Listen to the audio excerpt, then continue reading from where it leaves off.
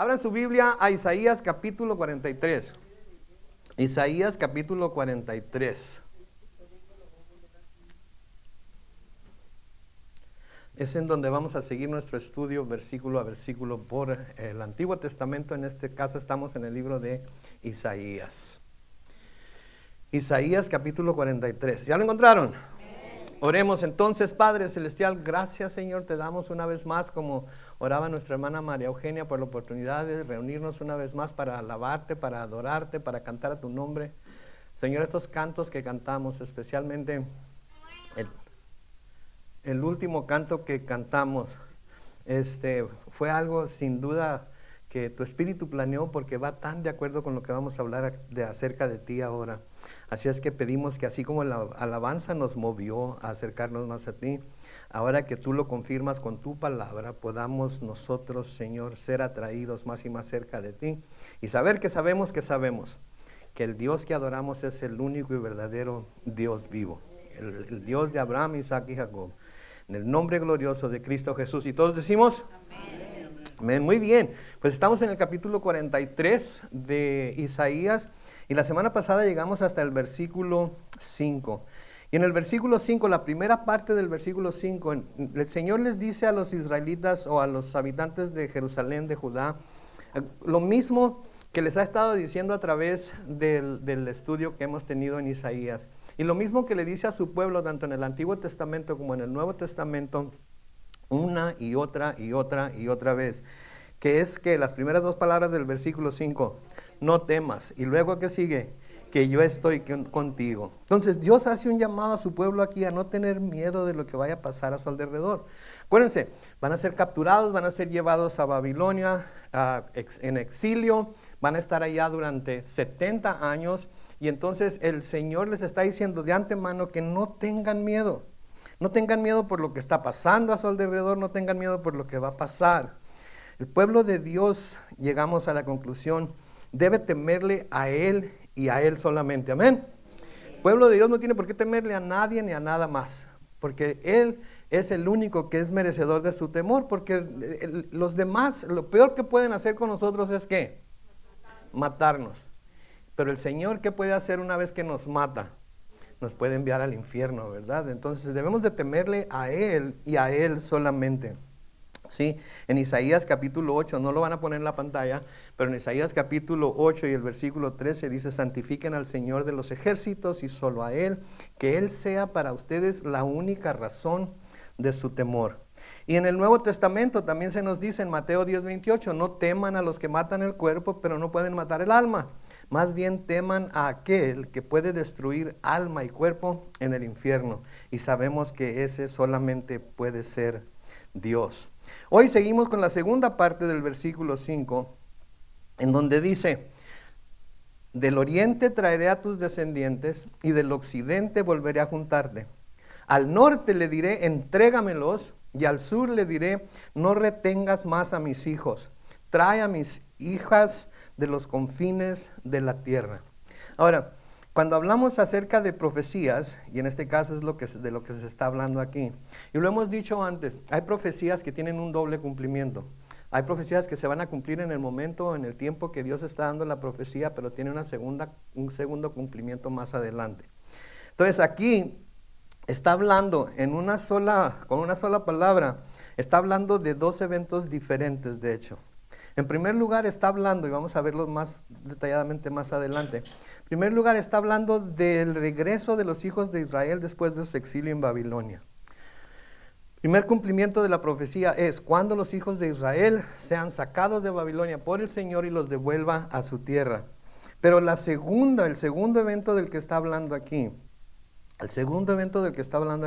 se refiere al regreso de los hijos de Israel a sus tierras en 1948, cuando el Estado de Israel volvió a existir después de 2000 años de no haber existido. Okay, entonces está hablando de dos eventos en uno. Está hablando del primer evento, cuando el pueblo de Israel es sacado del exilio en Babilonia y es llevado de nuevo a la tierra prometida. Pero en segundo lugar está hablando del el momento en el que los hijos de Israel van a volver a su tierra después de 2000 años de no haber estado ahí, que fue en 1948, ¿sí? En Isaías capítulo 11, los versículos 11 y 12, Isaías capítulo 11, versículos 11 y 12, noten lo que dice. Cuando llegue ese día, sucederá que el Señor levantará una vez más su mano para recobrar el remanente de su pueblo, que aún queda en Asiria, Egipto, Patros, Etiopía, Elam, Sinar y Hamad, y en la costa del mar. Levantará un estandarte contra las naciones, y de los 4 confines de la tierra juntará a los desterrados de Israel y a los esparcidos de Judá. Entonces, esto concierne el segundo cumplimiento de la profecía que estamos leyendo. Porque el primer cumplimiento era sacarlos de Babilonia. El segundo cumplimiento es traerlos de todo el mundo. Traerlos de todo el mundo. Y eso se cumplió en 1948. Ahora, algo importante aquí es que los descendientes de Israel son llamados por el Señor como ¿qué? Mis hijos e hijas. Esto es importante porque los judíos no eran personas que vieran a Dios como su Padre. Miraban a Dios como el Señor, miraban a Dios como Yahvé, miraban a Dios como el Yo Soy, etcétera, etcétera.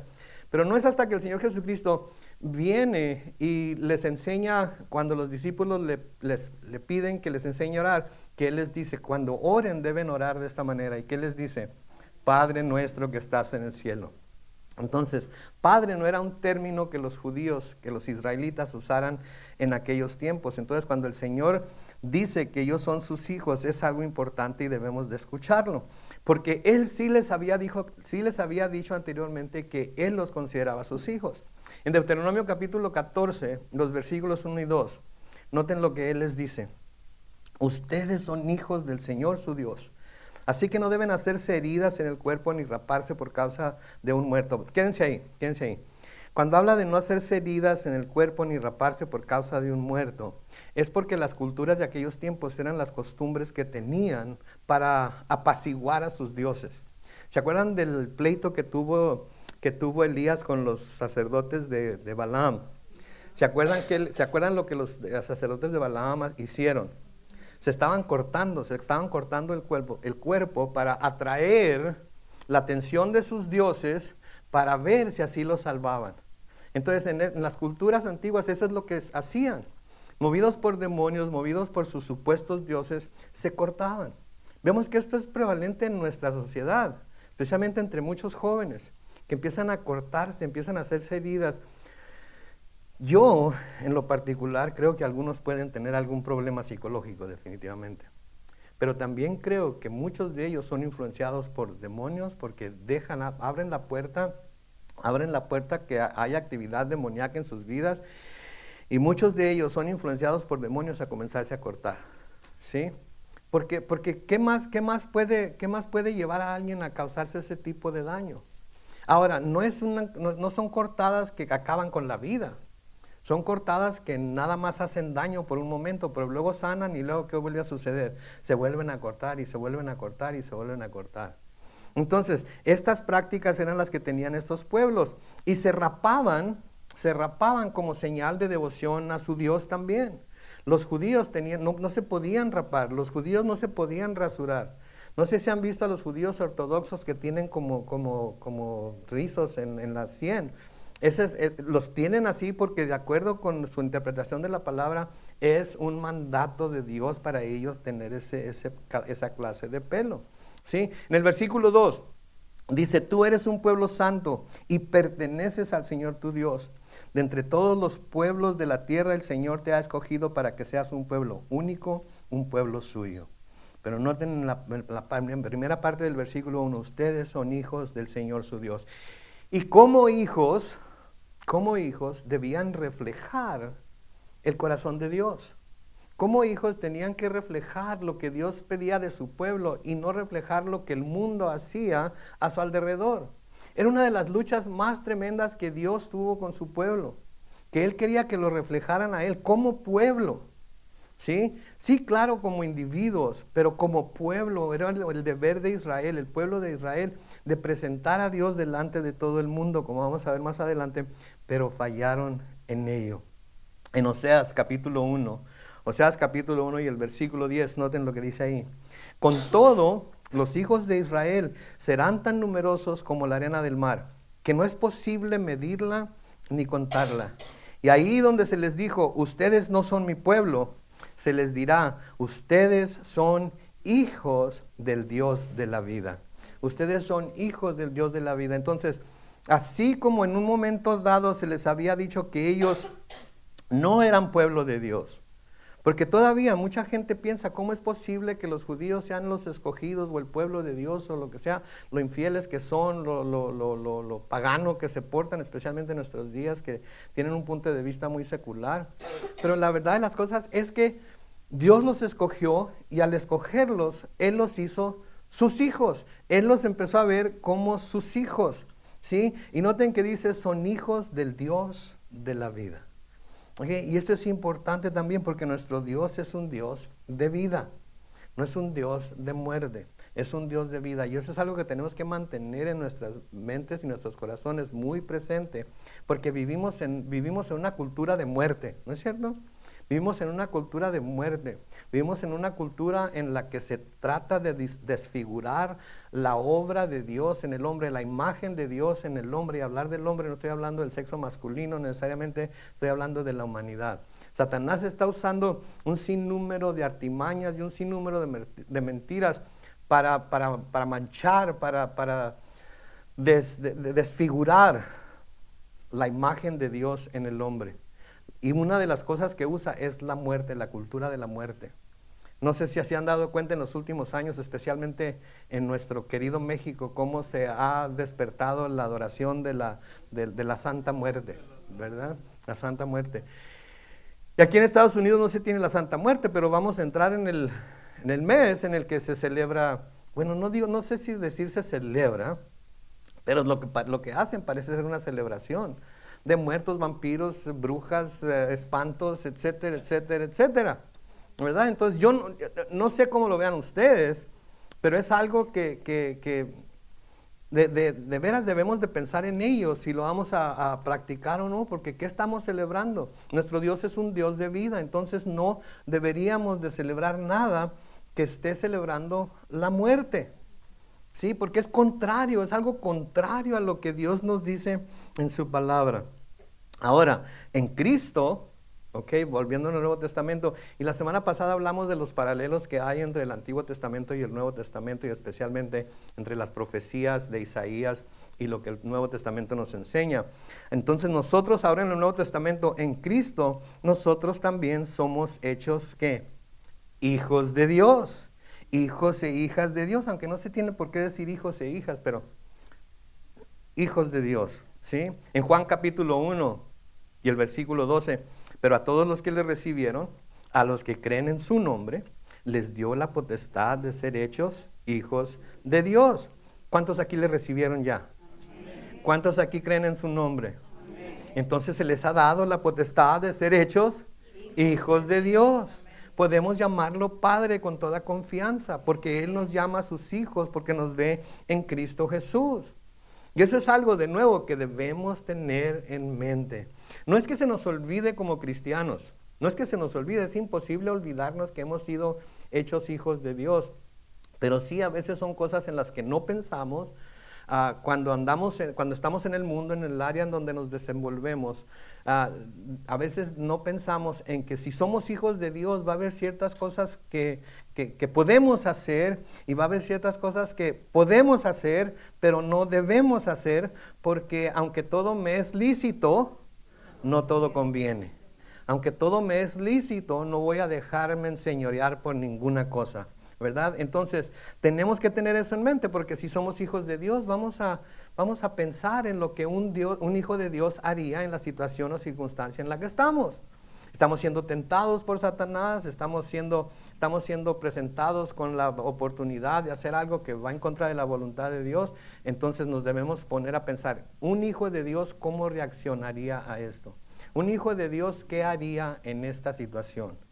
Entonces, como yo soy hijo de Dios, lo que ideé en mi mente, lo que ideé en mi corazón, lo que veo en la palabra que les dice a los hijos de Dios de cómo se deben comportar, es lo que yo es mi opción, es la única opción que tengo para hacer lo que estoy, para hacer una vez, o decidir lo que tengo que hacer, amén. ¿Por qué? Porque somos hijos de Dios, somos hijos de nuestro Padre, y como hijos de nuestro Padre debemos imitar a nuestro Padre.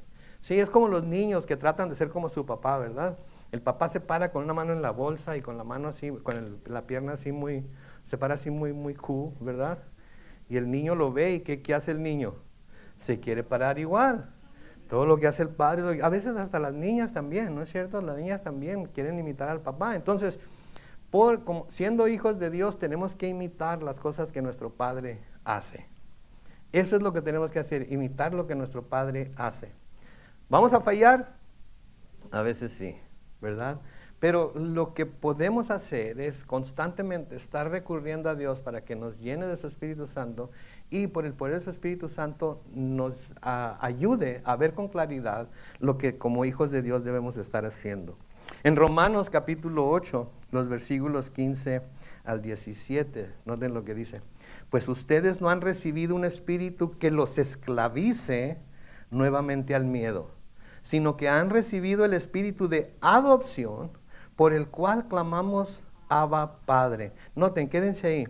Hemos recibido el espíritu de adopción, hemos sido adoptados por Dios.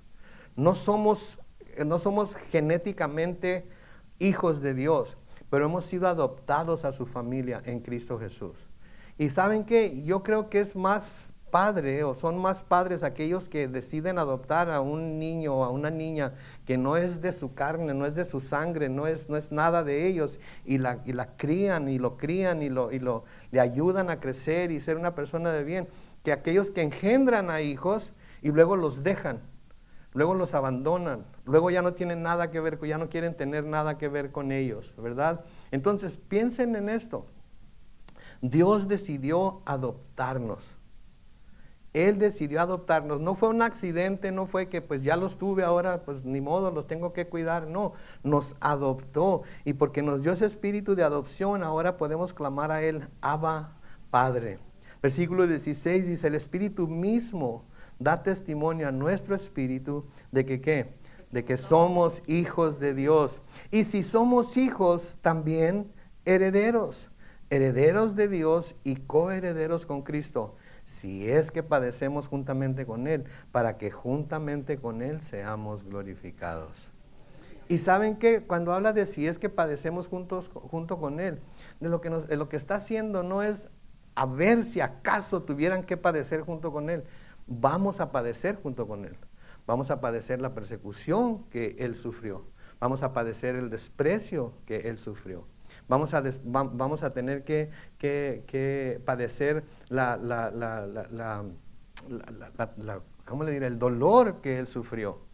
¿Sí? ¿Por qué? Porque aunque no hagamos nada merecedor de que seamos despreciados y maldecidos y etcétera, etcétera, a veces lo vamos a hacer. ¿Por qué? Porque si lo hicieron con Él, ¿quién creemos que somos nosotros que no lo vayan a hacer con nosotros? ¿Sí? Entonces tenemos que estar preparados para ello, ¿sí? Porque vamos a padecer con Él, vamos a padecer así como Él padeció, pero no debemos de tener temor. Debemos de padecerlo como Él lo padeció. ¿Y cómo lo padeció Él? Lo padeció con gracia, con valor. Lo padeció porque era lo que el Padre tenía destinado para Él. Era porque Él sabía que desde antes de la fundación del mundo, Él ya estaba predestinado para morir clavado en la cruz, para redimir al mundo. ¿Sí? Entonces, si nosotros somos hijos de Dios, debemos comportarnos, debemos de ser imitadores de Dios. Y si somos hermanos de Jesucristo, debemos de buscar imitar a nuestro hermano mayor. Amén. En todo aspecto. En todo aspecto, especialmente en el sufrimiento, especialmente cuando tenemos que sufrir por alguna razón, por alguna causa, de alguna manera, a manos de personas que, ni modo, nos van a querer hacer sufrir porque así son, ¿verdad? En el versículo 7, noten lo que dice, a todos los que llevan mi nombre, yo les he creado, yo los formé, yo los hice para gloria mía. Ok, aquí tenemos que hacer una distinción. A todos los que llevan mi nombre, yo los he creado. ¿A cuánta gente, desde que comenzó el mundo hasta ahorita, ha creado Dios? A todos. Pero Él aquí está diciendo, a todos los que llevan mi nombre yo los he creado. ¿Qué quiere decir eso? Que a todos los que llevan su nombre, Él los ha creado y recreado de una manera especial. ¿Por qué? Porque si estamos en Cristo, ¿qué somos? Nuevas criaturas. Lo que quiere decir que Dios nos creó de nuevo de una manera en la que no estábamos hechos antes de venir a Cristo. Si tenemos el mismo cuerpo, misma personalidad quizás, mismo cerebro, etcétera, etcétera, pero nos dio un nuevo corazón, nos recreó, nos hizo de nuevo. Por eso dice, de manera que si alguno está en Cristo, nueva criatura es. Las cosas viejas pasaron, he aquí todas son hechas nuevas. Entonces, a todos los que hemos venido a Cristo, Él nos ha creado, pero nos ha creado en un sentido mucho más sublime, por así decirlo, que a la creación del resto del mundo. Porque los que no creen en Jesucristo, los que no han venido a Cristo y han doblado la rodilla delante de Él y lo han recibido como Señor y Salvador, son única y exclusivamente, ¿qué? Creación de Dios. Los que hemos recibido a Cristo, los que hemos creído en su nombre, hemos sido hechos, ¿qué? Hijos de Dios. Hay una distinción muy grande. Sí, y el mundo dice, todos somos hijos de Dios, entonces, pero no es así. Ahora, eso no nos debe de dar gusto de ninguna manera. Eso nos debe de dar pena, eso nos debe nos debe hacer sentir temor de que hemos tenido roce con personas que solamente son criaturas de Dios, pero no hijos de Dios, y no les hemos dicho qué es lo que se tiene que hacer para ser hechos hijos de Dios. Porque esa es la razón por la que estamos aquí. Esa es la razón, vamos a ver ahorita más de eso, pero esa es la razón por la que estamos aquí. Entonces, de nuevo el versículo 7, a todos los que llevan mi nombre, yo los he creado y los formé y los hice para gloria mía. Noten lo que dice ahí, los hice para gloria mía. Hablábamos la semana pasada de que ya no somos dueños de nosotros mismos, ¿verdad? Que ahora Él es nuestro dueño, nosotros somos su propiedad. Somos su propiedad para llevarle gloria a Él. Somos su propiedad para darle, y cualquier gloria que se produzca en ella a través de nosotros es para entregársela a Él. ¿Sí? No debemos de tratar de quedarnos con ninguna gloria, por más que nosotros creamos que nosotros la hemos producido, de alguna manera nosotros somos dignos de ella, toda se la tenemos que dar a Él, porque para eso nos creó. Yo los formé y los hice para mí, para gloria mía. Entonces, todos los que estamos en Cristo y hemos sido hechos criaturas nuevas, hemos sido creados por Él. ¿Para qué? Para gloria de Él. Y lo que debe de venir a nuestra mente y nuestro corazón aquí es, si las cosas que yo hago las estoy haciendo para la gloria de Él o para mi propia gloria. ¿Sí? Porque si las estoy haciendo para gloria de Él, entonces el resultado y lo que esto produzca, todo es de Él, nada va a ser mío y no lo voy a tratar de tomar yo como mío. Sí, estoy más que dispuesto a entregárselo a Él en el momento que se produce en mí. ¿Por qué? Porque para eso me creó en Cristo Jesús. Para eso me creó. Y tenemos que darle la gloria a Él. Y no solamente de los labios para afuera, sino que toda nuestra vida sea un instrumento de llevarle constante gloria a nuestro Dios, porque Él nos creó para eso. ¿Sí? Ahora, volviendo a lo que habla aquí de reunir a su pueblo, va a llegar el día en el que el Señor reunirá a todo su pueblo, a todos los que alaban su nombre y lo siguen. Judíos y gentiles, negros y blancos, amarillos y cafés, de toda lengua, tribu y nación, vamos a estar unidos y vamos a estar todos reunidos en el reino de los cielos ante el trono del Cordero, dándole adoración y alabanza. ¿Sí? Pero lo que está hablando aquí es de su pueblo judío, pero va a llegar el día de nuevo en el que nos va a reunir a todo su pueblo, de toda lengua, tribu y nación, y vamos a estar alabando al Señor en el cielo. En Apocalipsis capítulo 21, los versículos 1 al 7, noten lo que dice ahí. Vi entonces un cielo nuevo y una tierra nueva, porque el primer cielo y la primera tierra habían dejado de existir, y el mar tampoco existía ya. Vi también que la ciudad santa, la nueva Jerusalén, descendía del cielo de Dios, ataviada como una novia que se adorna para su esposo. Versículo 3, entonces oí que desde el trono salía una potente voz, la cual decía, aquí está el tabernáculo de Dios con los hombres. Él vivirá con ellos y ellos serán su pueblo y Dios mismo estará con ellos y será su Dios. Dios enjugará las lágrimas de los ojos de ellos y ya no habrá muerte, ni más llanto, ni lamento, ni dolor, porque las primeras cosas habrán dejado de existir. Versículo 5, el que estaba sentado en el trono dijo, mira, yo hago nuevas, ¿cuántas cosas? Todas las cosas, me emociona eso. Yo hago nuevas todas las cosas.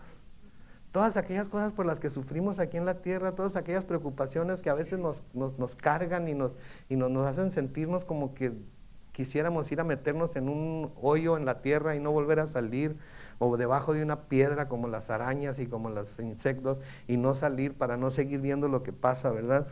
Pero un día Él va a venir y va a hacer todo lo va a hacer nuevo. Y me dijo, escribe, porque estas palabras son ¿qué? Fieles y verdaderas. Le dijo a Juan que las escribiera porque estas palabras son fieles y verdaderas. Se van a cumplir.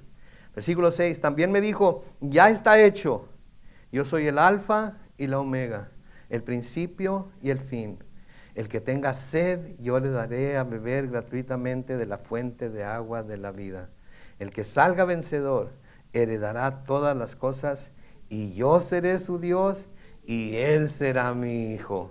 Se fijan, nuestra vida en Cristo comienza como hijos de Dios. Nuestra vida en Cristo sigue por toda la eternidad como ¿qué? Como hijos de Dios, porque Él nos salva y nos salva perpetuamente, nos salva para siempre, no nos salva nada más para un corto tiempo, no nos salva nada más para el tiempo en el que estamos aquí en la tierra, nos salva para toda la eternidad. Versículo 8 de Isaías 43 sigue diciendo, saquen al pueblo ciego que tiene ojos y a los sordos que tienen oídos. Aquí claramente se está refiriendo a Israel. Y como aún con todo lo que Dios había hecho por ellos y se había mostrado poderoso para salvarlos, no veían lo que estaba por pasar ni oían lo que Dios les estaba diciendo por medio de Isaías. Les dice, saquen al pueblo ciego que tiene ojos y a los sordos que tienen oídos. Los que está hablando aquí era de su pueblo.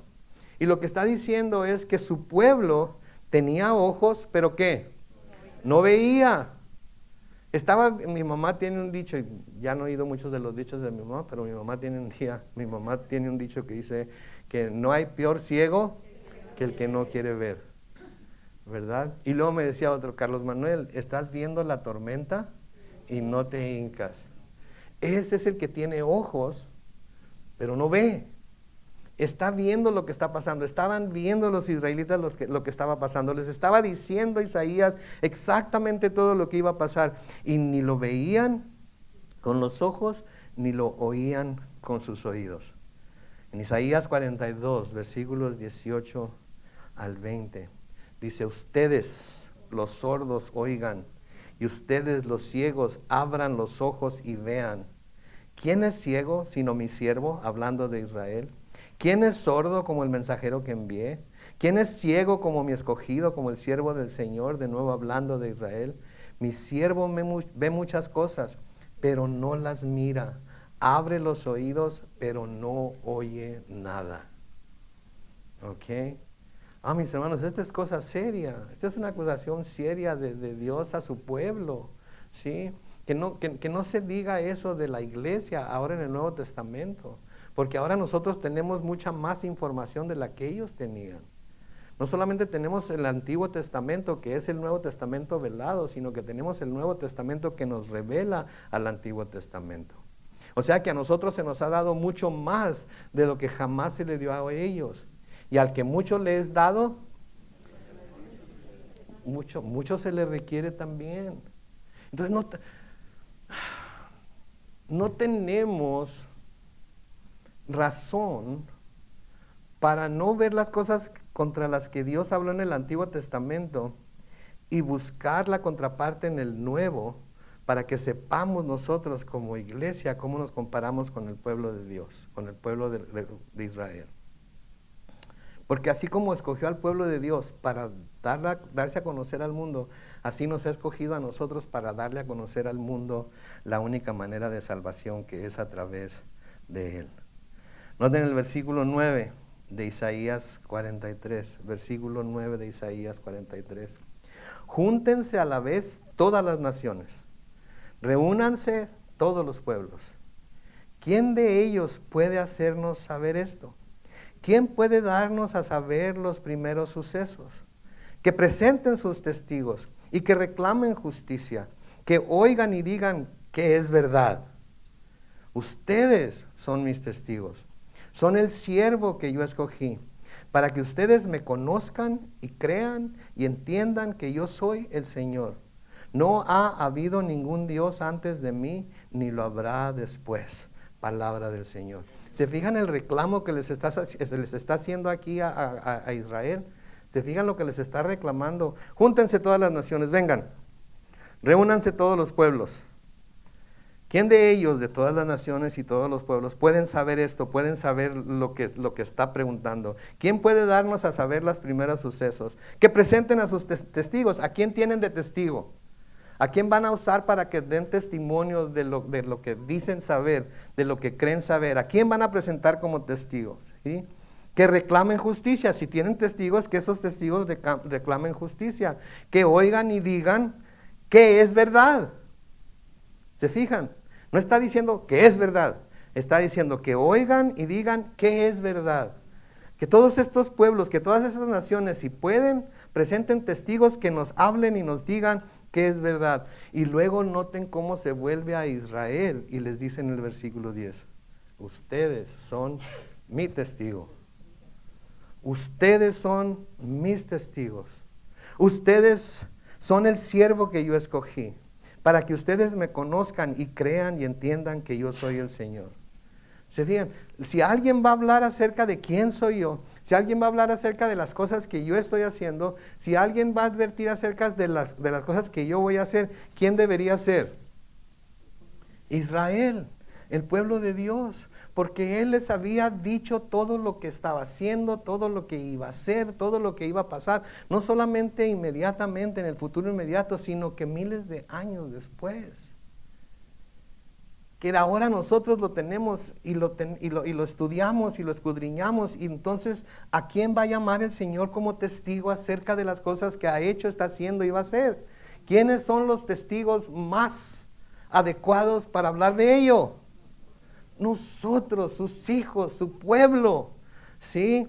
Nosotros de nuevo, sus hijos, su pueblo. Ustedes son mis testigos, dice el versículo 10 otra vez. Son el siervo que yo escogí para que ustedes me conozcan y crean y entiendan que yo soy el Señor. No ha habido ningún Dios antes de mí y no lo habrá después. Palabra del Señor. ¿Y a quién se lo reveló? A su pueblo. Y Él nos lo está revelando a nosotros también, nos los ha revelado a nosotros también. Si nos lo ha revelado a través de su Hijo Cristo Jesús, a través de las cosas que ha hecho por medio de Cristo Jesús y que sigue haciendo en Cristo Jesús por el poder de su Espíritu Santo. ¿Sí? La comisión que Dios dio a los israelitas fue que fueran sus testigos al resto del mundo de su poder. Sí, con todo lo que Él hizo por ellos eran los mejores, los mejor indicados para hablarles al mundo de lo poderoso que era Dios. El Mar Rojo, el río Jordán, la caída de Jericó, ¿verdad? Los gigantes con los que se enfrentaron en la tierra prometida. El hecho de que finalmente todas las tribus tuvieron la tierra que se les había prometido y toda fue distribuida para ellos. La venida del rey David, la venida del rey Salomón, la venida de todos los profetas que venían a ellos les había dado toda la información que el mundo necesitaba saber y ellos eran los encargados de presentar toda esta información al mundo. ¿Sí? Básicamente, su obligación era dar a conocer a todo el mundo cómo el único Dios verdadero era el Dios de Abraham, Isaac y Jacob. Pero fallaron. ¿Y por qué fallaron? ¿Por qué fallaron? Porque se olvidaron de lo que Dios había hecho por ellos y adoraron y sirvieron a otros dioses. Esa es la primera piedra de tropiezo que podemos tener en nuestro camino nosotros como cristianos. Que se nos olvide lo que Dios ha hecho por nosotros. que no tengamos en mente las cosas tan maravillosas que Dios ha hecho por nosotros, que se nos olvide que nos sacó de las tinieblas y nos puso en su luz admirable. Tenemos que ser como Pablo, que aunque Dios lo usó grandemente, él siempre tenía en mente de dónde Dios lo había sacado. Dijo que él era un abortivo, que había nacido fuera de tiempo. Dijo que había sido perseguidor de la iglesia. Dijo que lo había hecho por ignorancia. Todo era cierto, pero nunca se olvidó de ello. ¿Por qué? Porque no quería volver a caer en el mismo error. Porque no quería que esas cosas se le olvidaran de alguna manera y creyera que era más de lo que era. Por eso nos dice constantemente que ninguno de nosotros pensemos más de nosotros mismos que de los demás, que no tengamos una estima sobre nosotros mismos más grande que la que debemos tener. Debemos pensar en nosotros con cordura. Debemos pensar en nosotros que en cualquier momento pudiéramos caer en esos pecados que tan gordos nos caen, en esos pecados que tan claramente vemos en otros. ¿Sí? Entonces no podemos dejar de pensar en dónde estamos, en dónde estuvimos y hacia dónde vamos. Tenemos que estar constantemente, y no para estar cargados de culpa, no se trata de eso, porque si estamos en Cristo ya no hay culpa, ya no tenemos culpa de nada, no hay condenación para los que estamos en Cristo Jesús. Pero nuestro pasado y recordar el pasado nos ayuda a no tener que a no volver a repetirlo. Sí les conté alguna vez de una noche en la que estaba yo soñando. Estaba teniendo un sueño, de esos sueños feos que uno tiene a veces, en donde viene el pasado a nuestra mente y estamos pensando. Pues ahora son pesadillas, pero en aquel momento estábamos bien, ¿verdad? Tranquilos. Y me acuerdo que estaba soñando, no les voy a decir de qué se trata el sueño, obviamente, pero estaba soñando algo que yo había hecho. Y mi esposa estaba ahí, y me acuerdo que me desperté, asustado, y pensé, wow. Aunque en aquel tiempo no me parecía como que era nada malo, al recordarlo ahorita se me hace que es lo peor del mundo haberlo hecho, haberlo dicho, haberlo practicado. Gracias, Señor, porque ya no estoy en aquel tiempo, ahora estoy en este tiempo, caminando contigo, habiendo sido recreado por ti, habiendo sido una nueva criatura por lo que tu Hijo Jesús hizo en la cruz por mí. Sí, entonces, así como los judíos fueron escogidos por Dios, así como a los judíos se les dio el testimonio del poder, de la grandeza, de la misericordia, de la fidelidad de Dios, y se les encargó que ellos básicamente lo dieran a conocer a todo el mundo, ¿sí? A Dios como el único Dios verdadero. Así la misma comisión le ha dejado a la iglesia en el Nuevo Testamento. La gran comisión de darlo a conocer al resto del mundo y dejarles saber que Él, Dios, el Dios que se les reveló a los israelitas, es el único Dios verdadero y que vino en la persona de su Hijo Jesucristo a confirmar lo que les había revelado a los israelitas. ¿Ok? Eso es a lo que vino el Señor Jesucristo. A confirmar a través del Nuevo Testamento, a través de sus obras, a través de todo lo que hizo, que el Dios, que a la manera en la que se había revelado delante de Israel, esa es la forma en la que Él pensaba, esa es la forma en la que Él era, esa es la forma en la que Él opera y va a operar hasta el final de los tiempos. Y eso es lo que nosotros como iglesia debemos hacer. Por eso el Señor nos da el poder que nos da.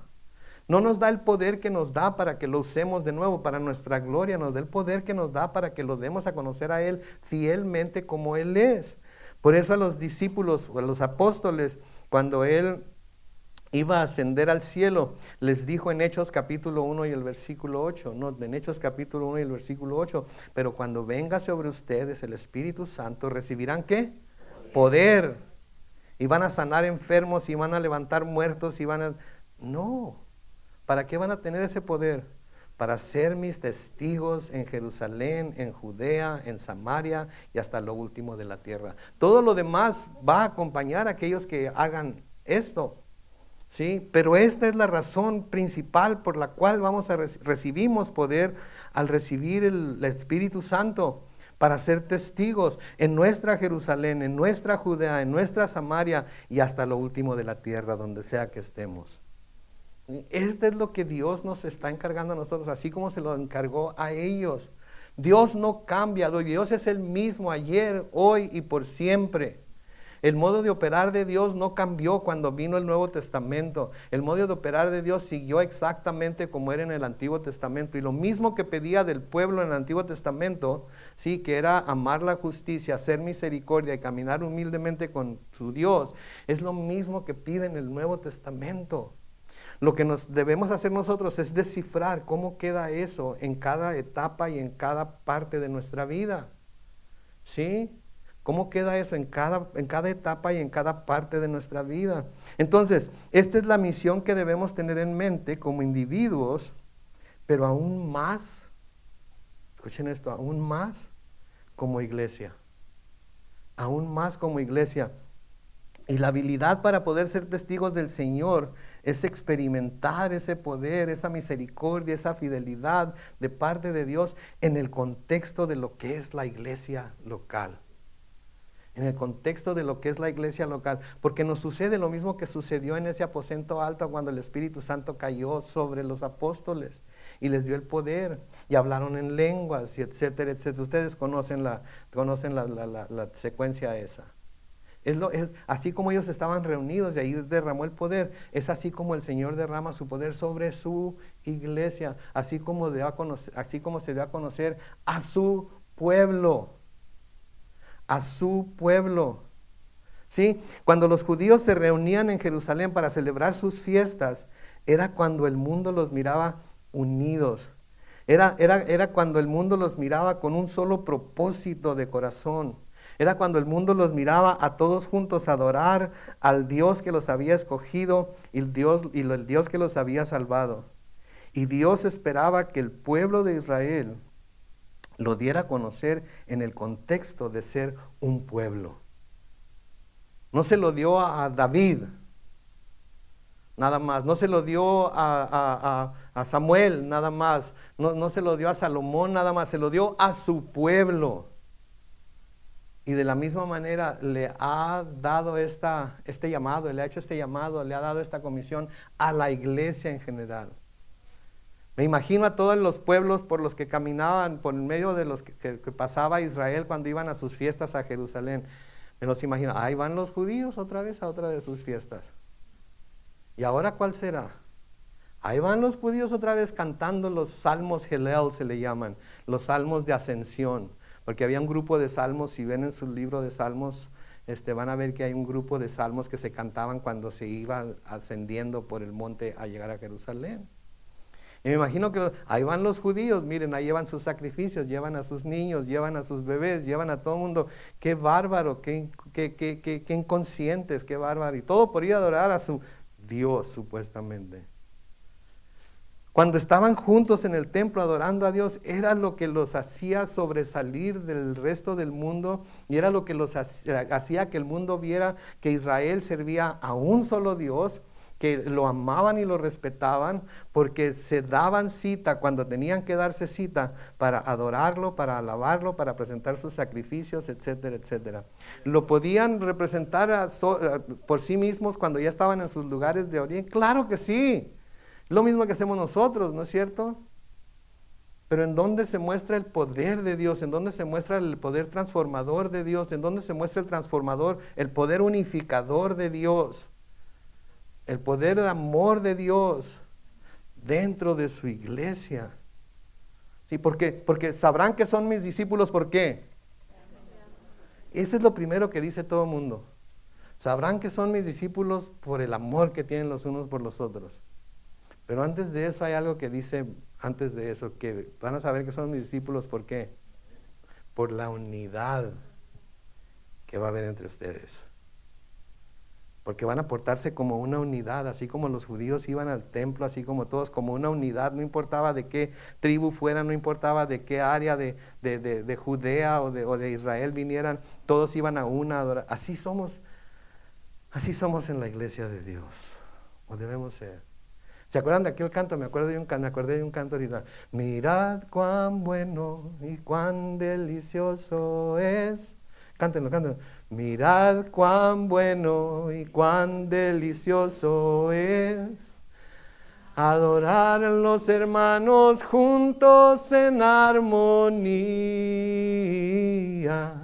porque ahí envía Jehová bendición y vida eterna, porque ahí envía Jehová su bendición. Eso es lo que le muestra al mundo, que somos hijos de Dios.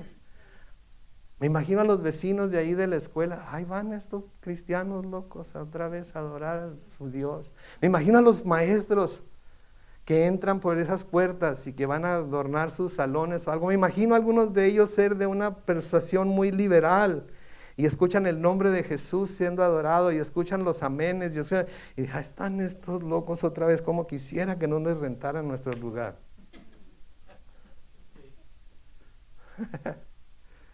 ¿Pero nos importa? No, ¿por qué? Porque estamos todos unidos adorando al Señor. Y así como le encargó al pueblo de Israel que lo diera a conocer al resto del mundo, así nos lo encarga a nosotros también. Y es en el contexto de la comunión los unos con los otros que lo damos a conocer. ¿Sí? Miren cómo se aman estos locos. ¿Ah? ¿En qué bárbaro? Miren nomás cuánto aprecio tienen el uno por el otro. Oh, mis hermanos, que esto sea realidad en nuestro corazón. Que esto sea realidad en nuestro corazón. Que estemos dispuestos, así como nuestro Señor Jesucristo estuvo dispuesto a pasar por alto tantas ofensas, que nosotros también estemos dispuestos a pasar por alto las ofensas los unos de los otros. Y perdónenme cuando los ofendo. Pero si son hijos de Dios, pero sí me explico. En el versículo 11 le sigue diciendo, solo yo soy el Señor y fuera de mí no hay quien salve. Fuera de mí no hay. Apliquen esto al Señor Jesucristo. ¿Cómo podemos aplicar esto al Señor Jesucristo? Libro de Hechos. Porque no hay otro nombre dado a los hombres bajo el cielo, por medio del cual puedan ser salvos. Pregunta, entonces, si Dios es el único que salva y después de Él nadie salva, ¿quién es Jesucristo? Dios, porque Él es el único que puede salvar. Lo hemos hablado mucho en nuestro estudio de Juan, ¿verdad? Versículo 12, yo anuncié, yo salvé, yo di a saber, nunca hubo entre ustedes un Dios ajeno, que sea un Dios, o sea, un Dios diferente o extraño. Ustedes quizás creyeron en algún momento que entre ustedes hubo algunos dioses ajenos. Ustedes quizás en algún momento hasta adoraron a dioses ajenos que no tenían por qué adorar. Pero si quieren saber la verdad, yo soy el único y nunca hubo entre ustedes un Dios ajeno. Así que ustedes son mis testigos de que yo soy Dios, palabra del Señor. Le estaba diciendo a su pueblo, así es que ustedes son testigos. Eran los testigos de Jehová originales. Ellos eran los verdaderos testigos de Jehová y proclamados testigos de Jehová por Jehová mismo. Entonces nosotros también debemos ser testigos de Jehová. ¿Sí? Nosotros también debemos de tener esa pasión por llevar el mensaje del Evangelio de puerta en puerta si fuera necesario. Porque esa es una de las cosas que los testigos de Jehová nos echan en cara a nosotros.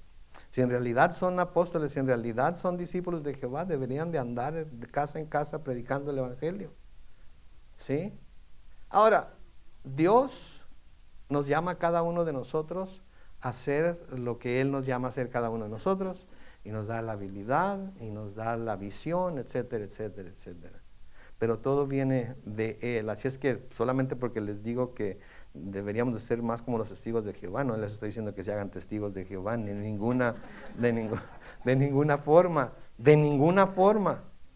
¿sí? No, de la religión pues queda sin decirse, ¿no? Es verdad. El Dios que se le apareció a Abraham, Jacob, a Moisés, a Josué, etcétera, etcétera, es el mismo Dios al que nosotros adoramos. Y es el mismo Dios que nos ha dado la información acerca de sí mismo que les dio a ellos.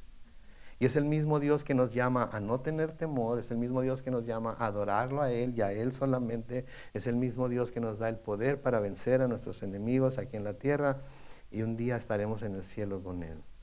Versículo 13 sigue diciendo: yo soy Dios desde el principio. Ahora aquí tenemos que detenernos un momento, porque el principio tuvo un principio, ¿verdad? Entonces, si nada más leemos yo soy Dios desde el principio, quiere decir que Él es Dios desde el principio. Pero Dios no tuvo principio. Dios ya estaba ya desde antes, ya existía desde antes del principio. Entonces Dios lo que está diciendo aquí, que en el principio, cuando el principio comenzó, Él ya era Dios. Él ya era Dios. Dios fue la causa de todo lo que sucedió. Él es la causa original. ¿Sí? Antes que Él no había nadie, ¿sí? Y después de Él no hay ningún Dios. Él es la causa de todo lo que vemos. Entonces, yo soy Dios desde el principio. O sea, que en el principio, cuando el principio comenzó, yo ya era Dios.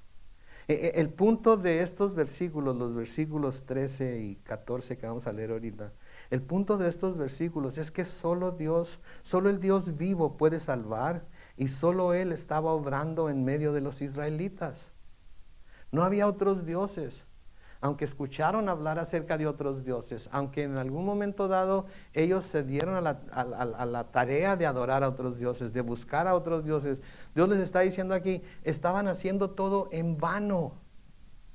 Estaban haciendo todo para nada.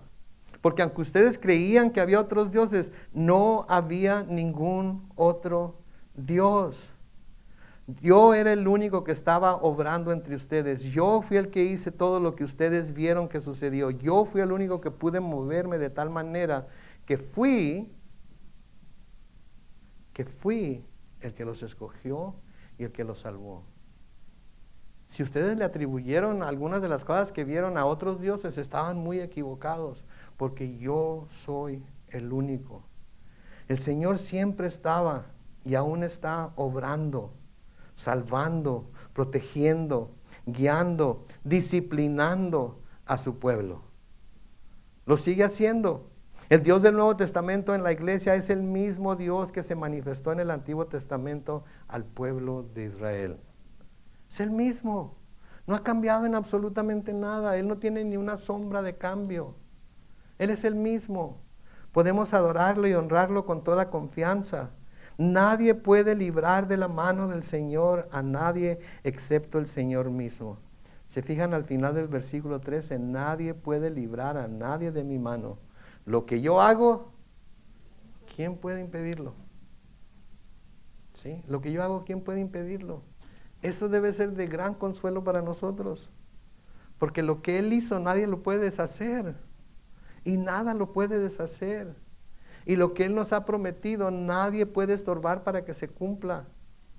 Ni nadie, hasta el fin del mundo, nadie le puede estorbar para que se cumpla, porque Él dijo que iba a suceder.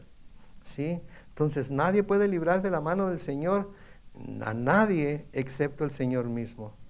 En segunda de Samuel, capítulo 7, los versículos 22 al 24. Y presten atención a cuántas veces menciona al pueblo.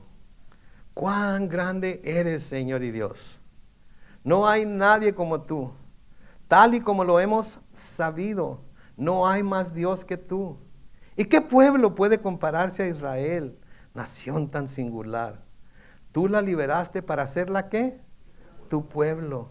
Le diste un nombre y en su favor hiciste grandes y terribles proezas porque lo amas.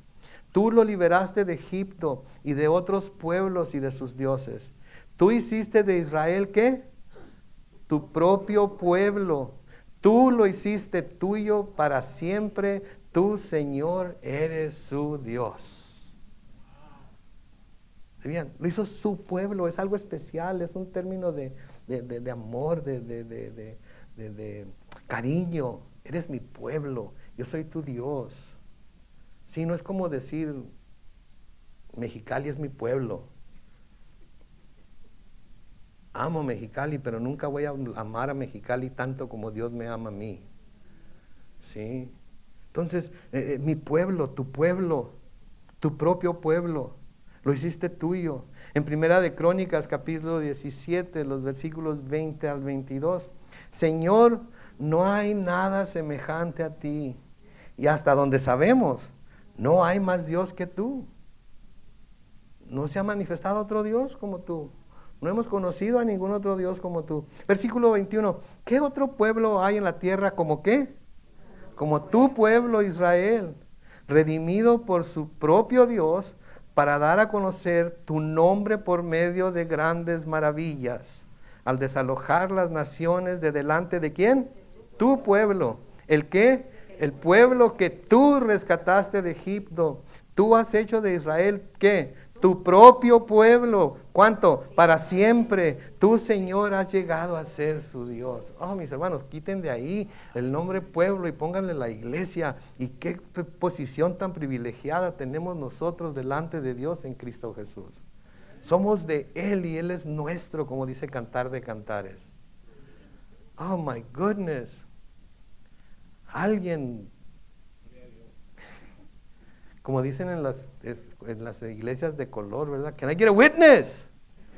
¿Verdad? Y todos se levantan y aplauden y cantan y gritan y aplauden y dicen amen, ¿verdad? En el Nuevo Testamento esto se repite, en el Nuevo Testamento se ratifica, en el Nuevo Testamento en donde se nos dice en Primera de Pedro capítulo 2 los versículos 9 y 10. Pero ustedes son linaje escogido, real sacerdocio, nación santa. ¿Qué dice ahí? Pueblo adquirido por Dios. ¿Para qué? Para que anuncien los hechos maravillosos de aquel que los llamó de las tinieblas a su luz admirable. Como pueblo. ¿Se fijan? Como pueblo. Para que anuncien. Sí, los hechos maravillosos de aquel que los llamó de las tinieblas a su luz admirable. Versículo 10. Antes ustedes no eran un pueblo, pero ahora ¿qué son? El pueblo de Dios. Antes no habían sido compadecidos, pero ahora ya han sido compadecidos. ¿Se dan cuenta ustedes? Por favor, alguien diga amén. My goodness. Están muertos, no oyen, no sienten, ¿qué les pasa?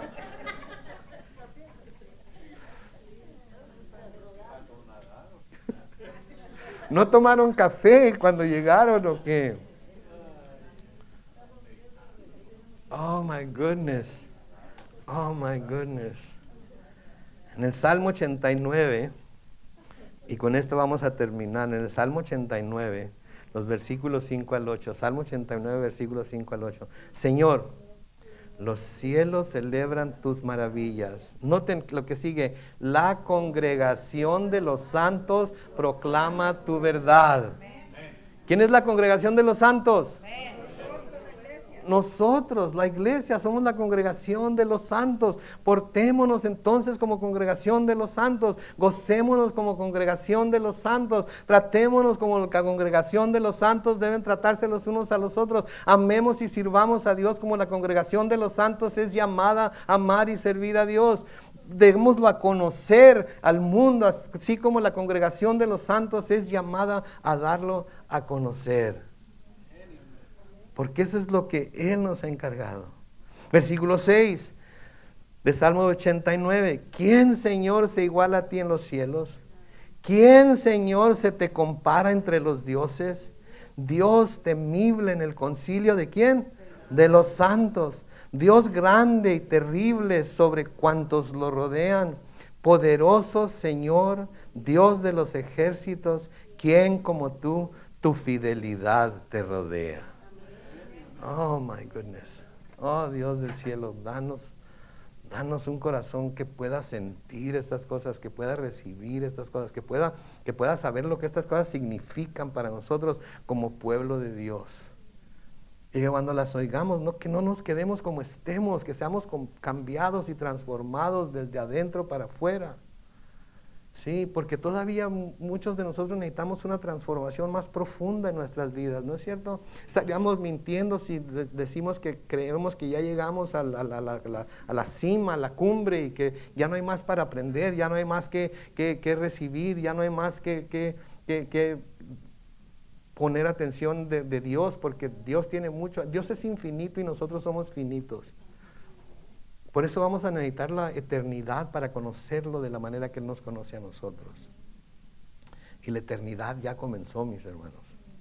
La eternidad ya comenzó. Comenzó, escuchen esto, desde el día en que fuimos concebidos. Y esa eternidad nunca va a terminar. Y menos para los que hemos puesto nuestra esperanza en Dios. Amén. Oremos. Bendito Padre Celestial, te damos gracias, Señor, por tu palabra.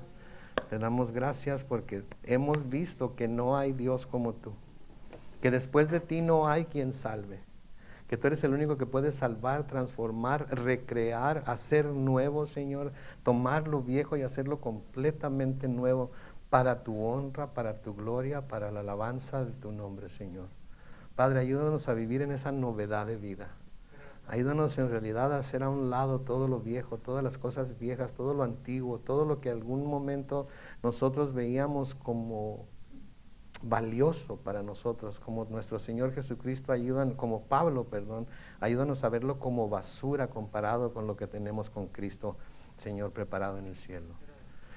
Señor, nos encomendamos a tu mano de gracia y te pedimos que nos sigas enseñando por el poder de tu Espíritu a través de las cosas que leemos y escudriñamos en Isaías, y que no seamos como el pueblo al cual les dijiste estas cosas, que nuestros ojos sí estén abiertos para poder ver lo que has hecho, lo que estás haciendo y reconocer lo que harás, que nuestros oídos estén bien abiertos para escuchar tu voz con claridad, para saber lo que has hecho, lo que aún estás haciendo y lo que aún podemos esperar que hagas.